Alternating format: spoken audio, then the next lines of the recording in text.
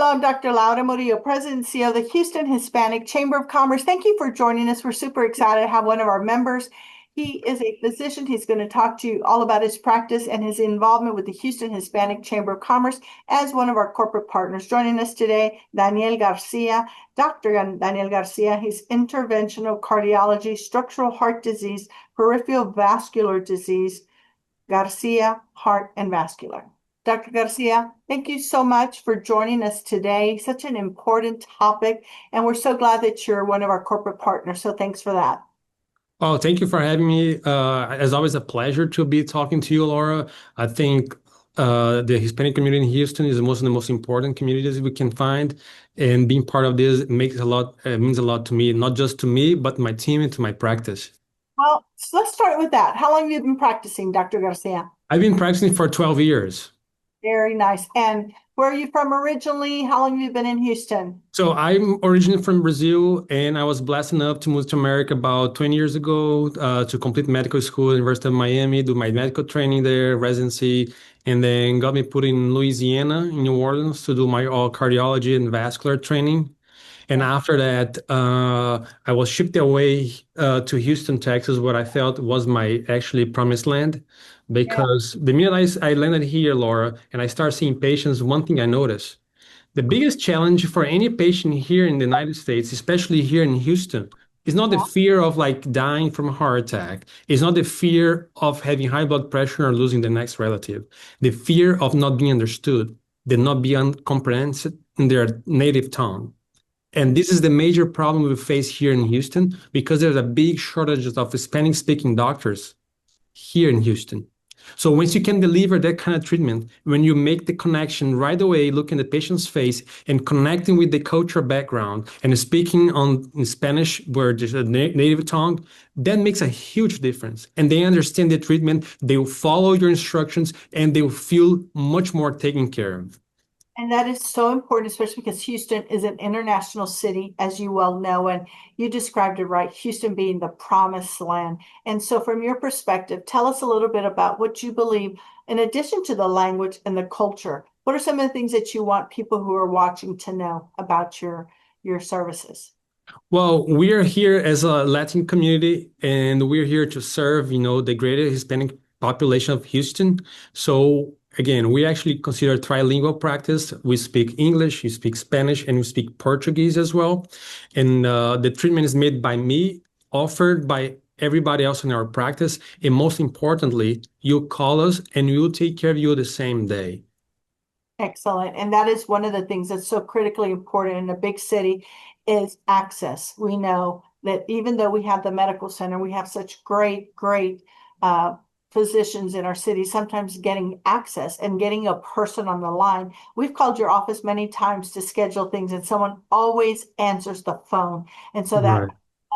customer service, that making people feel comfortable, all of that is so important. What else would you like to share with the audience? I'd like to mention importantly, that despite treating, vascular disease, cardiovascular disease, which means the heart and also the whole body circulation, including varicose veins, including circulation around the legs, we're here to make sure that you're going to be understood and taken care of. We're going to speak the same language that you speak. And once you leave our office, you understand your treatment plan. You understand why you're taking these medications, what happened to you in the hospital, and why your doctor telling you to do those things. Because we care about you more than anything else, and we understand you more than anybody else because we speak your language.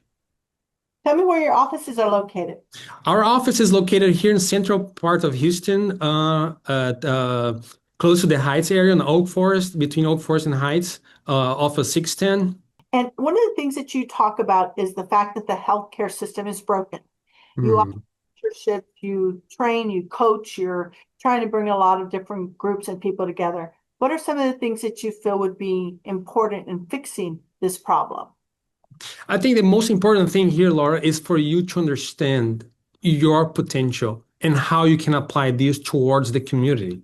A lot of people they get sidetracked because they try to work in a place that is not meant for them to be. I give a personal example. When I work in Louisiana, there was some cultural challenge about my Hispanic background.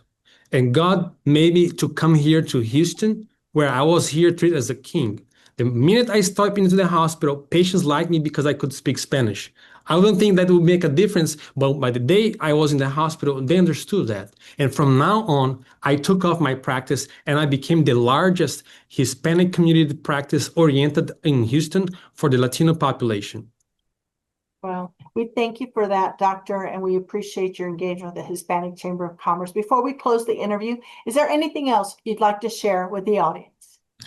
I feel like culture can be challenging in some places, but here in Houston, everybody's welcome, despite they coming from different places. And most importantly, being Hispanic, it's a proud to say that we serve all the population here, and we love to have you here in our office. Call us now at 713-244-4134. Thank you, Laura. Thank you, Dr. Garcia. We appreciate it. Please visit his website. Please visit their offices, Dr. Daniel Garcia.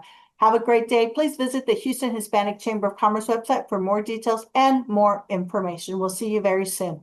Hello, I'm Dr. Laura Murillo, President and CEO of the Houston Hispanic Chamber of Commerce.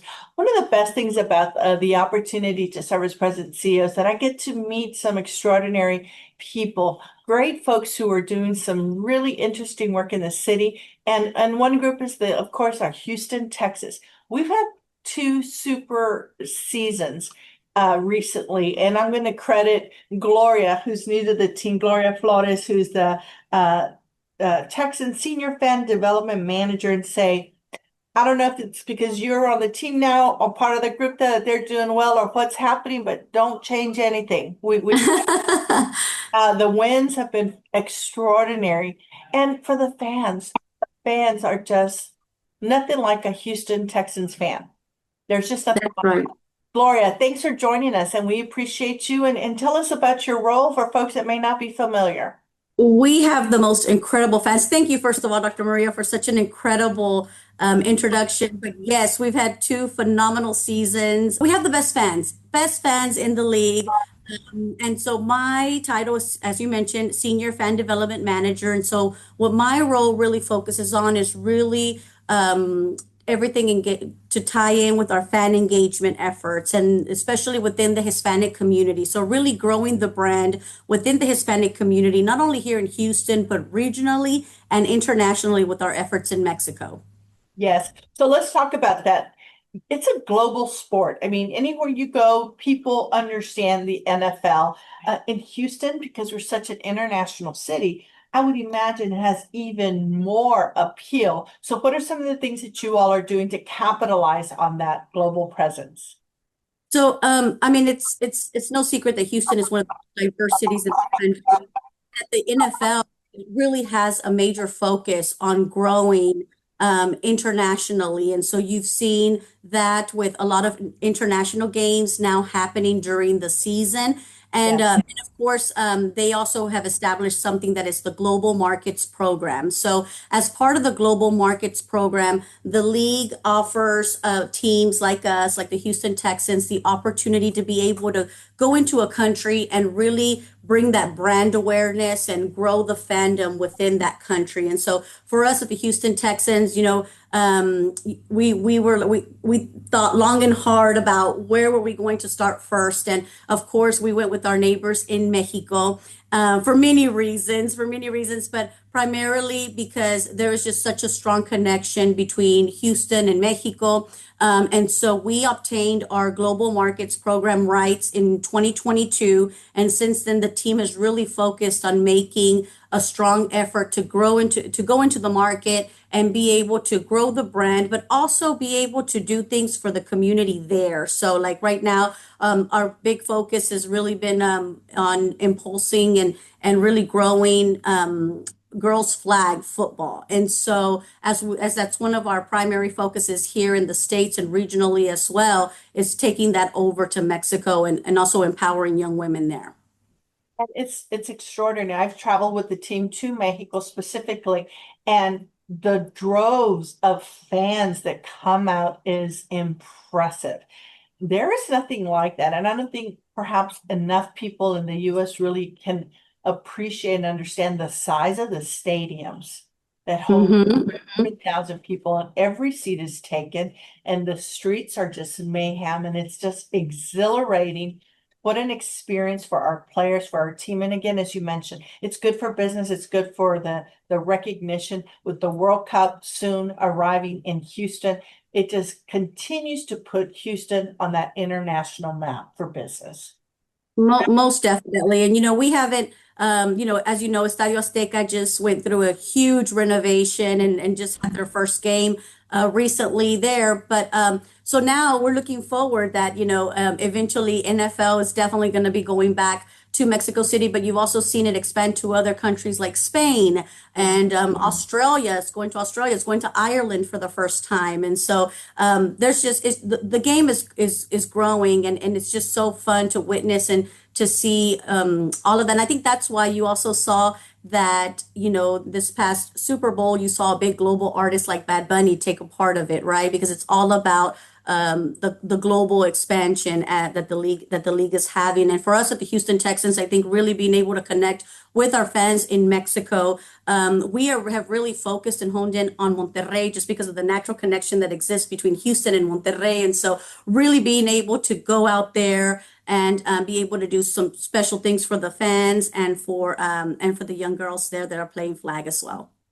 Well, the Houston Hispanic Chamber of Commerce recently hosted the governor of Nuevo León, Samuel Garcia, and a delegation who came here to talk about all of the upgrades, expansions, the completions of their stadiums, et cetera. And as you mentioned, the two countries being so close in proximity, our airports that are now flying direct with multiple flights throughout the day, just make it easier for our Houstonians to go there and vice versa. And at the end of the day, as mentioned, it's great for business. And we know that the number one growing fan base for the Texans and most sporting entities are Hispanics.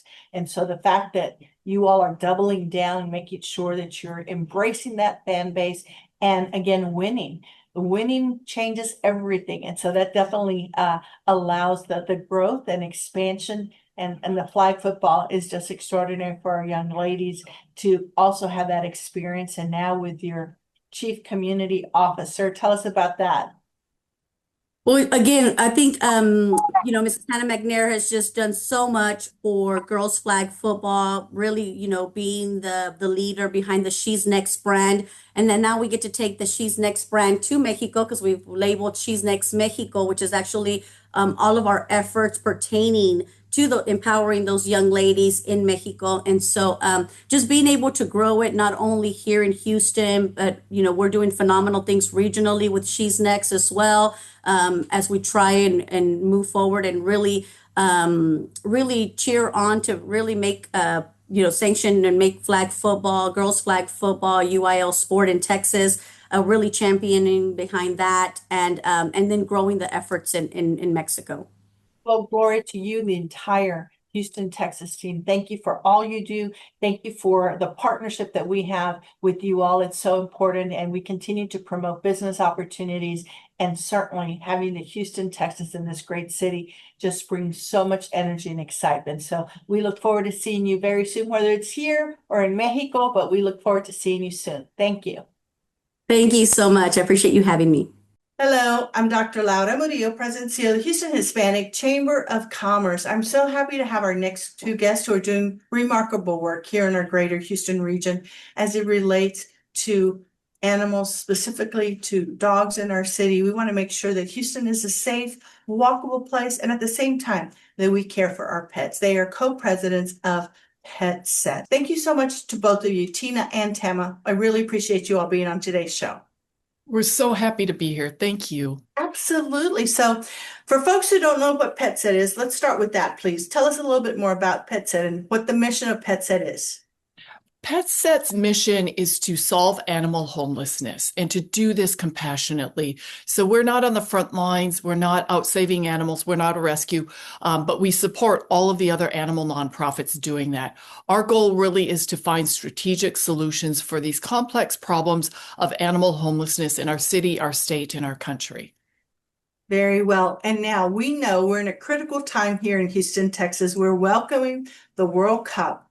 We're going to have 500,000 guests in our great city. And you all are being very strategic, very specific, especially around the areas where we're going to have a large concentration of people walking. Tell us a little bit about your efforts specifically around NRG and around FanFest, which is in the East End part of downtown Houston. Historically, that area has had a number of homeless animals running around, and it's been somewhat dangerous.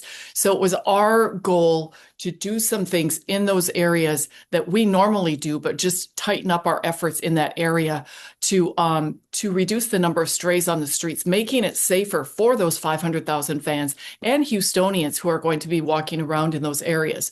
We did 2 weeks of concentrated free spays and neuters to the community. We did an adoption event with magpies and peacocks who Yes. was housed in that area. And then we also did a transport of 160 animals to Minnesota with our partner Wings of Rescue. And so what that does is that moved animals out of rescues and out of the shelters, making room for the animals on the streets to come into those spaces.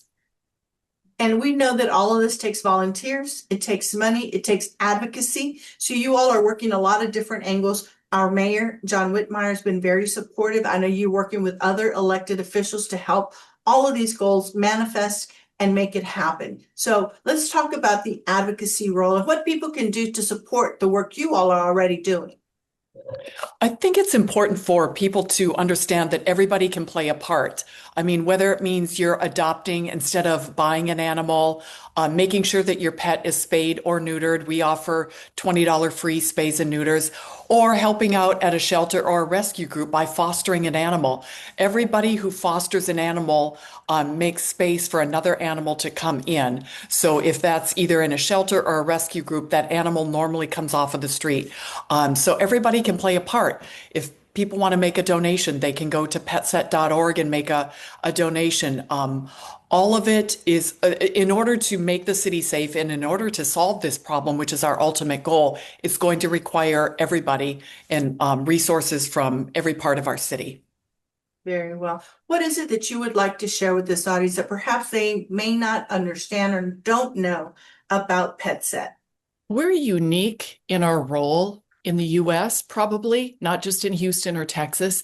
We're unique in that we really support those frontline groups, the rescues, getting the animals off the streets. We have a shelter coalition, so we work directly with the shelter directors. We support those efforts.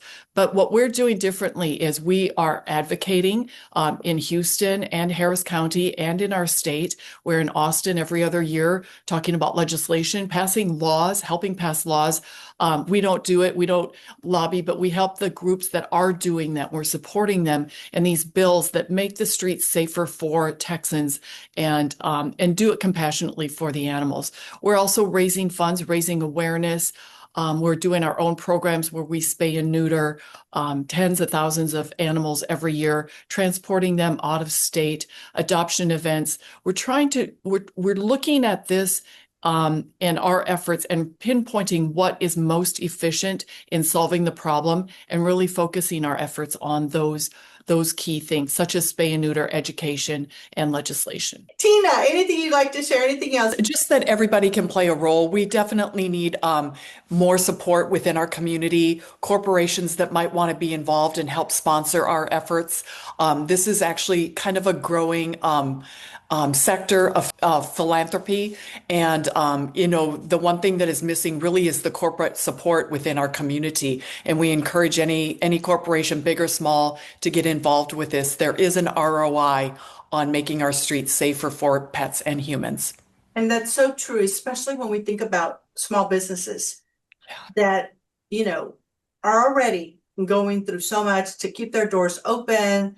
We want Houston to be a walkable city, and it's going to take all of us. And if we can collaborate, we can go further. And this is why the Houston Hispanic Chamber of Commerce wanted to collaborate with you all as we are hosting an event at Dynamo, and we're going to be passing out some of your information there to our guests, because again, it just takes one person, one company to make that difference. And there's a lot of ways that you can get involved. If you're watching this program now, contact them online at PetSet, get more information. They've got just, again, a great team that is really working hard, but we need all of us to come together, especially, again, corporations, philanthropists, volunteers. There's space for everyone at PetSet. Tina and Tama, my thanks for all you do.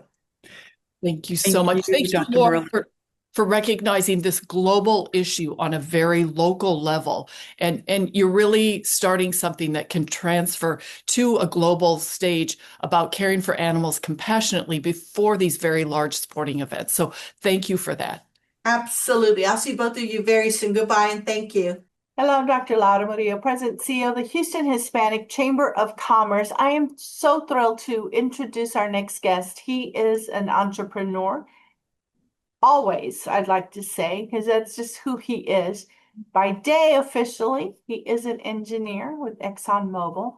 And in his heart, he is an emerging leader forever as part of our Houston Hispanic Chamber of Commerce. So we've identified young professionals, thanks to an investment by a local couple, Nicole and Benny Agosto Jr., who invested over $1 million in our foundation to help us build a bench of young professionals. And of course, when you hear this story about Roberto and his family, you're going to learn a little bit more about the true spirit that is here in Houston, Texas. And you're going to learn about how one local sports team opened a door that forever changed the trajectory for this young man and his family. So please welcome Robert Mandujano, Chief Elotes Officer at Elotes Bravo. Now, if you don't know what elotes are, it's Spanish for corn. Corn in a cup, corn on the cob. And his family has built a business around this. And we're going to talk to Robert now. Congratulations, Robert. So glad to have you on the show. Thanks for having me. Happy to be here. Well, thank you. And it's been wonderful to see your growth. It's been wonderful to see you as someone who's got so much energy, enthusiasm, and also execution on a lot of that. And while it's a family affair, if you will, I know that you, along with your family, your parents, siblings, and others, have all found a role for each of you to play. I would say that yours is somewhat of the operator behind the scenes and kind of planting some foundational blocks for the group. But let's start with your parents and your mother, who is so Sure. proud that her children have graduated from college. And I was so happy to have been invited to speak at a recent event over at Shell Energy Stadium, which again is where you guys are now selling your corn in the cup, Elotes Bravo. But let's talk about your mom and your dad first, please. Yeah, sure. So my mom is from Puebla, Mexico, and my dad is from Guerrero, Mexico. They met in Ciudad de Mexico a long time ago. And sure enough, they landed in Los Angeles. So believe it or not, don't tell anyone, but I'm originally from Los Angeles, California. Me and my three brothers were born there. We migrated to the Houston area, I would say in the 2000s, early 2000s. Been here ever since, and we love it. My mom's very proud of her roots, obviously. We actually just got back from Puebla to visit some family. It was her first time in 30 years going back. So it was a fantastic moment for her to reconnect with Mexico. We ate a lot of food. We had elotes in the street from the cart, right? In a little town called Atlisco, Puebla. So mother did all kinds of work to put you guys through college, cleaning houses, making sure y'all were where you were supposed to be. And she speaks very proudly, as she should, about sacrificing. And not only that, but that you all did her proud by going to school. And here you are, a data engineer at ExxonMobil. I know that's a new job for you, but you've been an engineer for some time now. Not an easy job. Those are very competitive, very high performing, travel, all of the above. And yet you've still made time in the evenings and weekends, scheduling multiple venues for your family. So how did this go from your mom and dad selling elotes pretty much out in the Houston area, out in the streets, if you will? Yeah. This great opportunity, thanks to the folks at the Houston Dynamo, Jessica O'Neill, president, great friend of the chamber. Talk to us about that experience. Yeah. So one thing I'll say about my parents is that they're grinders, they're hustlers. And that's the one key thing that I think us Well, at least me and my brothers, that was instilled in us very early on. And so giving up on a project or not completing something was never an option. There was always a way, even if it wasn't the perfect way, right? And so Elotes is a prime example of that. If never giving up, believing in your vision, in your dream, and executing with a thorough plan, right? Or at least a decent plan, right, to get you along the way. And so our story with Shell Energy Stadium is actually a funny one. Back in COVID days, we were on the brink of closing, and I said, hold on, let me step in, let me try to help. I've been in corporate, I know a little bit about everything, right? And so I took full control and had this great idea and thought, why aren't there elotes, real elotes? I'm talking authentic street elotes at the stadium. How hard could it be? Turns out very hard. I think I was rejected a couple times, believe it or not. I have the emails framed at my house because it's a prime example of never giving up. And so all I needed was that one pitch, and that's all we had. And so we went in there. I had a little presentation. If I look back at it, it was very amateur, right? But I think the words that were spoken said enough, right? And the whole family being there present as well. I think it was enough to get the buy-in from them. And so we worked through the whole process, and I told my mom, guess what? We're going to be at an MLS stadium here in Houston. And she's like, what? We went to go take a tour. She was just crying and couldn't believe it, right? And so that brought me a lot of joy. We didn't expect this to happen. I just wanted to help my parents, right? And it evolved into something a little bigger now, of course, but and that's just how it happened, right? You just get told no. I'm still getting told no at other organizations, believe it or not. It's a matter of time. Absolutely. And I think that's if you will, the moral of this story is that if you want to do something bad enough and you've got a great idea and you have a great product, which by the way, I've tried the Lopez Bravo. Very good. And you said something key. This is not out of a can. These are fresh corn on the cob. Your marketing strategy with your little mini corns that have been knitted and you distribute all of that and the sheer excitement that you can see when you all talk about the business is contagious. And I think the Dynamo Dash folks saw that, understood the demographics of the people in the stadiums, and understood you would be successful along with other vendors who are there. And we are going to continue to knock on doors with you and for you and make calls to hopefully get you into some of the other great arenas and stadiums in Houston so we can have a follow-up story. Yep. Talk about that. What advice do you have for entrepreneurs? Working with family has its own unique challenges and opportunities. So what advice do you have? Yeah, definitely. I think it's surrounding yourself with like-minded people that are going to be in the same corner as you, on the same path, with the same goals. Of course, being an entrepreneur is not for the weak. It's not something that you get lucky. It's not something that's handed to you. You create your own destiny. And so if you have a vision and everyone's in alignment, everyone's going to work twice as hard, because as you progress and you make milestones, it gets easier and easier to believe that it can be true. And so my goal and my vision with Elotes Bravos is a little bigger than what you're seeing currently, right? And I think we're all on the same page. And so it makes the hard parts about entrepreneurship a little easier to swallow, because you're not thinking about the now. You're not worried about the mistakes of yesterday and even the mistakes you're going to make in the future, right? You're thinking about the long term, and it kind of changes your perspective, because now you're like in a learning mode, and you're not going to cry yourself to sleep because, oh, I didn't sell enough elotes today, right? No, you're going to say, okay, this is part of the process for that end goal. And as long as you trust your team and your team trusts you, I think you can get pretty far. This is what I'm hearing you say for entrepreneurs is this is a long-term strategy with some short-term, let's say, bad sales or some no's along the way. Those are hiccups, but you keep pushing forward. Now, the other thing I think is important is that you went through the Emerging Leaders Program. You're very active with the Hispanic Chamber, with our foundation. What takeaways did you have from your engagement with the Chamber? it's fantastic. Every time we go, and by the way, we're so pleased to go every time we're invited and everything.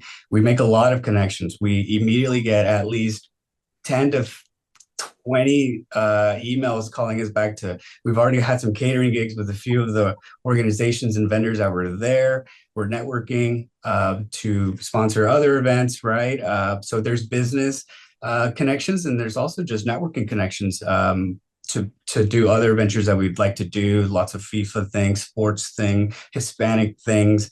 There's a whole world out there, and I think that's kind of what sets us apart. We're not focused on just making money selling elote. We also want to get back to the community, and through the Chamber of Commerce, there's a wealth of other like-minded people that want to help each other out, and I think that's why. I love going, and my family, they didn't understand at first, believe it or not. They're like, what's the return on investment here? And I said, it's bigger than that, actually. It's about showing face, and it's about, talk is cheap when people say, oh, we care about community, you want to give back. No, it's things like the emerging leaders. It's things like the conferences, the business expos, where you really get to connect and really do and take action. Well, we're so proud of you and the entire family. And I know I'll be seeing a lot of you guys during the World Cup and FIFA celebrations and at Dynamo Stadium. And mark my words, I know that we're going to have a follow-up interview about how you guys have continued to grow with your tenacity, your families, you just, as you said, grit and faith that good things will come because you're working hard at them. I know it's going to pay off, and I look forward to seeing you soon. And hopefully we can share a cup of elote very soon, okay? Absolutely. Absolutely. Thanks a lot. Hello, I'm Dr. Laura Murillo, President and CEO of the Houston Hispanic Chamber of Commerce. Every now and then we sit with some incredible people. They are what we call our Houston legends. These are individuals who have made significant contributions to our great city. And today we have none other than Judge Eric Andel. He's going to talk to you a little bit about his career and his love and advocacy for the juveniles that we have, not only in this great city, but across the country. He's dedicated his life to this great city as a judge. He served as senior judge, First Court of Appeals for the state of Texas. Go Cougs. He's a University of Houston Law Center graduate and a great friend of the Houston Hispanic Chamber of Commerce. Judge Andel, thank you so much for being here. Thanks for having me. Well, thank you. Thank you so much. And your generosity of your time, your passion for the juveniles in our great region is evident in a lot of different ways. But let's start with, you became a judge. Why was that important to you? You know, I think every profession we choose has a certain balance, not even a balance, probably imbalanced of wants and needs. Yeah. I always knew I wanted to get, as early as high school, I knew I wanted to be in politics, and I set in my mind that the best way to do that would be to go to law school. That was just, whatever happened after that, I don't know, but at least I had a straight track. Okay. And I kept that dream, and I went to law school. And during law school, I got to know some of the juvenile court judges through internships, particularly Judge Chris Cole of the 315th Court. And I started working with him, and he started asking me to help him with some charities, and Mayor Lanier got involved. And so I got in the habit of starting programs or helping start programs, being on original boards as young as right out of law school. And then the big break I got was that County Judge Lindsay put me on back then it was called Mental Health Mental Retardation Authority of Harris County at age 29. So there I was in a position, a well-known position, and became vice chair of now it's the authority, and they wanted me to take over all children's issues, and I think that's the turning point. At age 29, vice chair of the authority, what it's called now, yes, working on children's issues. That was the springboard. And fast forward, you continue to stay involved, and you have been so involved in the community despite a very hectic schedule. Tell us some of the most important organizations and things that have really been impactful in your life, because many times we think about all the things that one does to serve others, but what a lot of folks don't realize is how it impacts us as individuals. I imagine you've got a couple of stories of some of the work you've done and how it's really changed your disposition.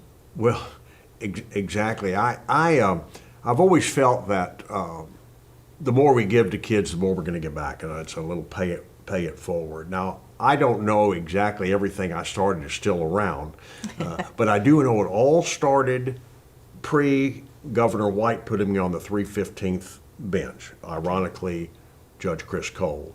At that time, I was working with Mayor Lanier, and we started Hope Center for Youth, which was a wilderness program, taking kids out of the inner city, those were the juvenile kids, out of the inner city, putting them into a setting in which there wasn't any pressure, and we tried to rebuild their lives. And that became a very successful program. One thing leads to another. Once someone in the community finds that you will volunteer to do this, your resume grows pretty long. You should know that. I mean, once they find out that you're willing to do that. So Hope Center, of course, was one of the leading edges of my being involved and putting me into a tier of meeting people that would help me if I needed a program. Then I got to know Superintendent Rod Page, and we started an inner city program about bringing mostly lawyers into the public schools to be substitute teachers, so that we could start to learn what was really going on in the public schools. And then I started, when I became a juvenile court judge, my crown, I guess there's no crowning the top, but while I was sitting on the juvenile bench actively, I'm sitting there now, Judge Michelle Moore put me back on. She said, you're getting back, you're not retiring, so I'm back full time on the 314th. Okay. On the 315th, what I noticed was when kids were being expelled or suspended, they wound up on the streets of Houston. Well, the public didn't know that. If you expel a kid and there's no alternative, where do you think they are? They're on the streets of Houston when everyone is in some bad. Nothing but bad can happen from that. So I forced the school districts to start a school for kids who had been suspended.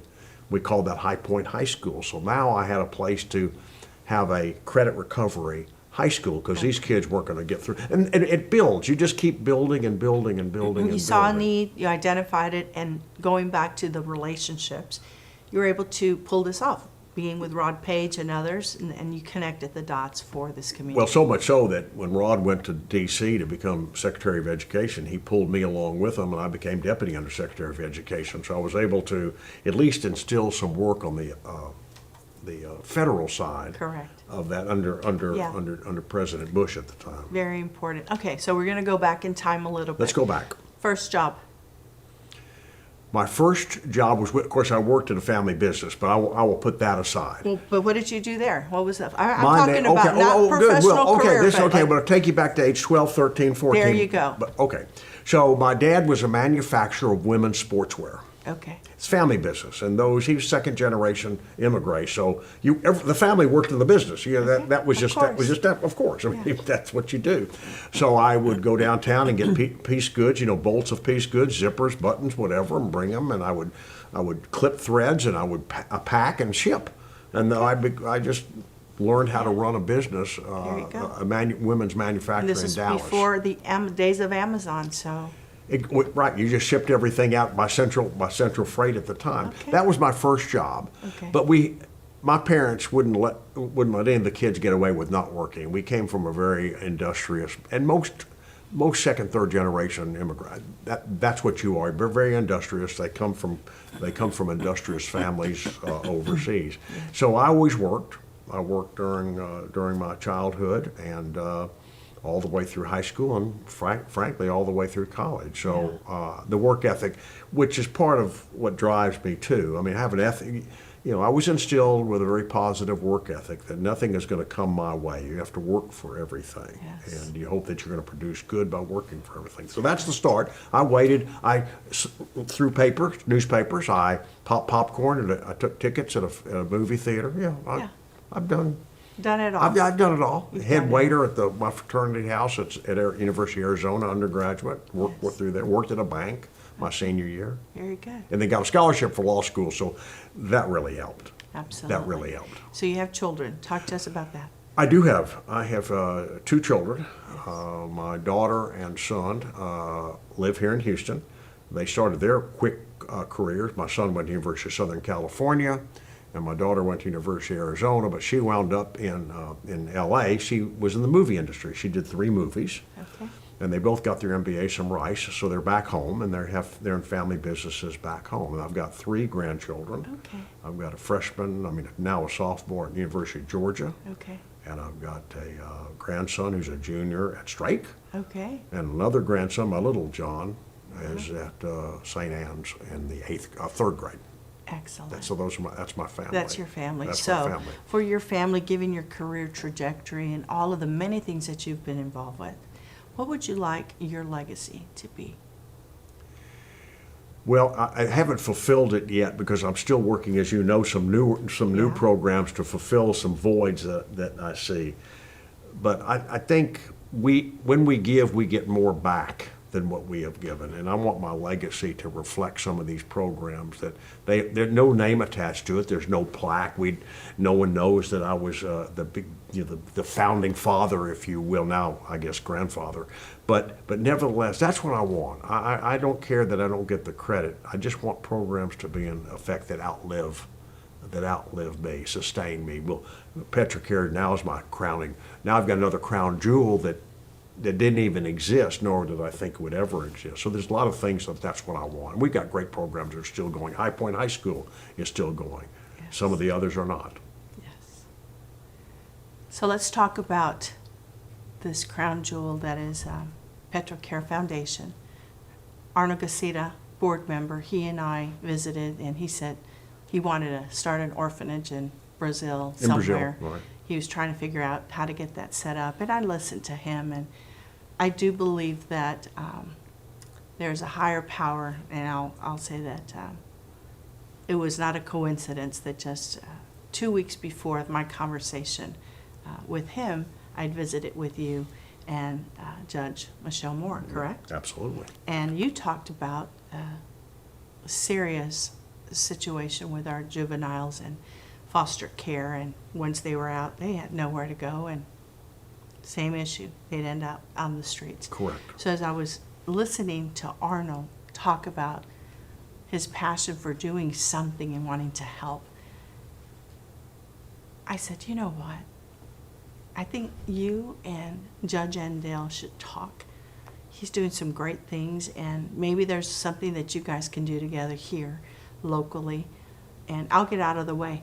And I sent the email, and you guys connected. I'll stop there. It was the most amazing, it remains the most amazing set of events that I've ever been part of, the alacrity of it. So I go out and meet him at his office, wonderful guy, and they serve lunch, even better. But the board was there, and they wanted me to talk about they wanted to tell me their idea, which was fine. Great board. And they looked at me, and I was just kind of nodding my head, and okay, orphanage. And the reason they said orphanage, because a dealership in New Orleans, I believe, had done that, and great results, because anything you do for kids on a consistent basis will bring good results. Yes. I said, well, what do you need? What do you think about it? I said, it's great. But I said, I have different needs in different areas, and that won't help anything that I'm dealing with right now, meaning a polite way to say, hey, good luck, Godspeed. But what do you need? I said, well, I need a program that helps my kids, because I hear all the child abuse and foster care cases for the 314th. That's a heavy load and heavy burden. But my need is when they get to be 18, they don't get kicked to the curb necessarily, but they get kicked to the curb. The system itself is relatively through with them. Yes. And what do they do? What have we done? What did we do when we took them out of their homes when they were 8, 9, 10? The older you are, you're not going to get adopted. So I said, they really need something to do. They need a skill set, whatever. And I left it at that. I thought I'd made a nice Kiwanis Club speech, and I'd never hear from them again. I mean, 30 seconds later, as you know, he put together a program that enrolls them in college, Yes. mechanics 1 certificate, brings them to his place where they have a lift, pays for the professor, they get the certificate, guaranteed job by all the car dealers who have signed on to the program. We get their driver's license, et cetera. We've graduated over 100 kids now Yes. Yes. with driver's license, GEDs, or high school diplomas, and Absolutely. they're all working. Correct. And we have about 80% graduation rate, unheard of for these kids from college. Yes. So I attended the first gala, and what a happy moment to see a conversation that started with two very different ideas come together, get executed, and then the end result with these young adults who were so proud to have gone through the program and, as you said, are now working. And that's what Houston's about. That's what you've been about. That's what we do at the Hispanic Chamber. We connect people all day, and we hope that there's a way that they can make things happen. We've got a philanthropic community that supports these kinds of things because we need it, and without it, we can't execute. But this is who you are, and this is who you have been. And I'm sure, aside from this particular story, there are countless of other things that you've done throughout your career where you've connected someone, and everybody in this town knows you. And there are people walking around this town and God knows where else that you helped when you were on the bench or off of the bench. And we just wanted to make sure that we took a moment to say thank you for doing that, and for being a great example, and for caring about this great city so much. I sure do. So before we wrap up, is there anything that you'd like to say to folks who are watching? Well, I think anyone listening can play a role individually on helping kids. I think there's a role for everybody, where it's volunteering at a food bank or volunteering at a school. Anything you can do, these kids will absorb it. Yes.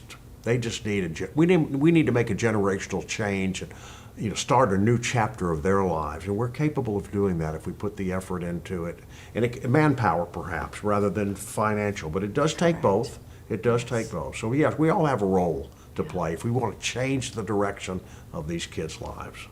Yes. And it can be big, it can be small, and we need people at all life cycles of these ideas and thoughts. Well, Judge, thank you so much for being here today. And on behalf of the Houston Hispanic Chamber of Commerce, our board, our staff, we thank you for all that you've done. Thank you. And we appreciate the legacy that you are leaving in this great city. Thank you. Thank you, Doctor. Appreciate it. Well, thanks for joining us. And as we sit here with none other than Judge Eric Andel, as a friendly reminder that there's always something that one can do to continue to support our youth and support this great city. Thanks for joining us. Hello, I'm Dr. Laura Murillo, President and CEO of the Houston Hispanic Chamber of Commerce. Thank you for joining us here on this television program. We're so honored to have an extraordinary Houstonian entrepreneur, author, so many more titles, but you're going to get to hear more about him and the extraordinary mark he's left in this great community with the many great initiatives and just innovative ideas that he's just come up with to make Houston the great place that it is. We have none other than Robert T. Sackwitz. He's president and CEO of Hazak Corporation, business and marketing consultancy, and you'll see why. Mr. Sackwitz, thank you so much for being here. Thank you for inviting me. I appreciate it. I get to interview a lot of phenomenal people, but I must say that this is very exciting for me because I remember Sackwitz. Oh, thank you. I remember going with my mother and us dressing up as much as we could at the time to show up to go there because it was an experience. And well, you created that's nice that. Of you to say that. It is a big memory in my mind, and I'm sure for many, many people. Well, stores at that time, and even today, if they do and if they can, really had what I call the 4 E's. Their role was to edit for their customers all the huge numbers of collections that existed. It was to educate on what makes for quality and why something costs what it costs, and to really have them understand what is so good. It was to entertain, as we did with our festivals every year, with theme-oriented festivals, and with our ultimate gifts and the catalogs that we did. And with those three things, you could create the 4th E, which is excitement. And even today, online, for instance, just as with catalogs, there are 3 things that cannot be achieved other than in a physical brick and mortar location. There's fit, there's fabric, and there's color. all three of those things are not absolutely pixelation accurate, which is why when you go to a FedEx or a UPS store today or the US Mail, you'll see a line of people rather than just go straight up to the counter, because women are returning the other two sizes that they bought when they ordered online. They'll order 2 or 3 just to make sure something fits and to make sure that the fabric is what they thought it was. Yes. And the color is accurate. Yes. And that's not true today. So just a plug for whether or not brick and mortar will continue. People are constantly asking me about, the Neiman Marcus Saks Fifth Avenue. Are they bankrupt? Do they go out of business? And my point is, no, they're restructuring because you can't burden that much debt onto these companies, which Wall Street tries to play this game with. Yeah. So on that note, you've brought so much to Texas and to this country. Tell us how you go about identifying these opportunities. I mean, in your mind, you must be constantly thinking and just putting 2 and 2 together and coming up with these new ideas constantly. Well, our late promotion director after a while was Betsy Parrish, and she would say, Robert, your problem is you're always too early with something, which is true. When we brought Yves Saint Laurent to the United States first, Courrèges first, we lost money for the first 2 or 3 seasons until people really understood the news of who it was. Women's Wear Daily would write about it, and they would understand it. But it was part of a strategy, because when my grandfather and great uncle started this little gentleman's haberdashery in Galveston in 1902, for 27 years it was only a men's and boys shop. And finally in 1929 they added women's, but Neiman Marcus, for instance, had started in women's, we started in men's. So they had exclusivities on these New York designers, and we couldn't get them to become really well known for fashion. And in the mid-60s, when European couture designers, led by André Courrèges, who wanted to launch couture future, the ready-to-wear that's made in his own atelier, Space City, USA would be the great place to launch it. I flew over there. I gave him the actual two dresses that were sizes for specifications, because European ladies' specifications on their bodies are different. Yes. And took them to him, and he then modificato, did a little design change, a little specification change. And it was extremely successful because of that. But my thought was, take these European, well-known in Europe, but not in America, but Women's Wear and Vogue and Harper's Bazaar were beginning to talk about this ready-to-wear now instead of just custom-made couture. And that brought us up to the level where people would talk about us in the same terms as Neiman Marcus, Saks Fifth Avenue, Bergdorf Goodman, as the top fashion leaders. And Houston was becoming such an international city by comparison, which we were trying to also encourage. But because of its businesses, it was doing extremely well. And of course, oil and gas up until the mid-'80s was well over 80% of our economy. So that's an international business. Sure. And so many people were coming from there. And when you look at Houston today, you have to go back and think, Sakowitz started this Houston being an international city. To a large degree. You really did. Yeah.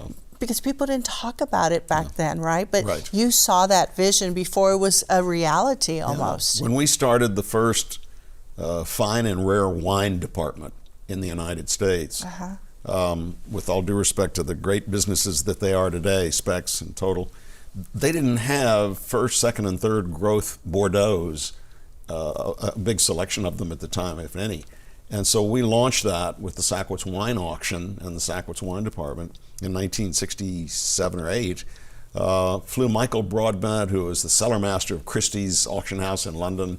And for 26 years, he brought those, he did our auctions for us. And people in Houston who have great cellars will tell you they got some of their first wines from the Sackwitz auction. Yeah. So you've documented some of that history. Tell us about the books. So the book, this big little fella here is called More Than a Store, 3 Decades of Tumultuous Changes, 1960 to 1990. And those are actually my mature years of retail, running the business, launching a lot of these things, creating them.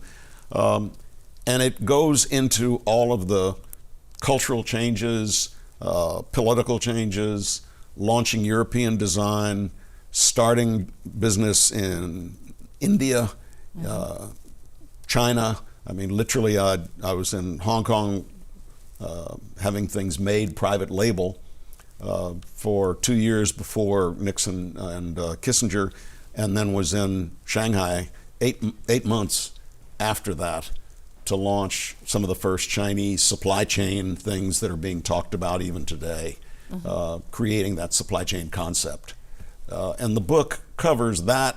It covers Houston's growth. It covers how Jesse Jones basically made this deal for my grandfather so that he could expand into the Gulf building.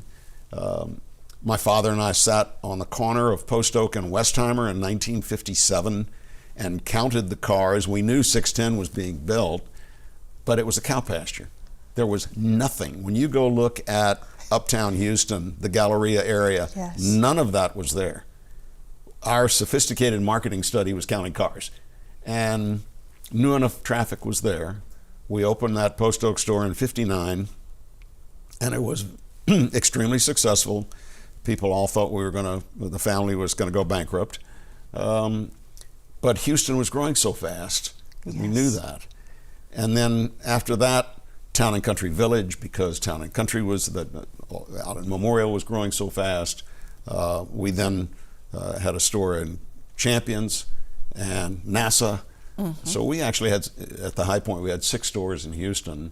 We had 1 in Midland, 1 in Amarillo, 1 in Tulsa, 1 in Scottsdale, Arizona. And this Christmas catalog went to 1.5 million people all over the United States. It was on Johnny Carson at night, the Tonight Show, Good Morning America, Today Show. We were interviewed. I was on television every Christmas. Again, way ahead of your time on this. Absolutely, from a marketing standpoint. So now, as you look back at those years, I mean, there has to be a huge appreciation for your forward thinking. I mean, even if you thought it then, but really, I mean, when you look at the supply chain complexities back then compared to now, you get on a phone and you hit a button and stuff arrives. That was Everything not there. Didn't exist. That's right. There was no internet. There was nothing like looking at it from. You had to pick up and go and scout and sort. Convince people that Houston, Texas was also the place for their product in many cases. Which was a real hard sell. Which at that time was not a given. Oh my goodness. So it's really interesting to look back.